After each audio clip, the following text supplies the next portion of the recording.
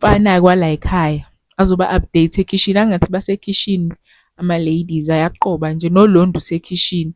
Afike abatsheleke ukuthi yabo athini ama-update ukuthi kuthiwa uDiliza wadlwengula intombazane. Phela uLondo ukhona naye uyezwa. Hhayi yabona-ke manje, hhayi uDiliza esefika kwangqingetshe ngempela-ke manje.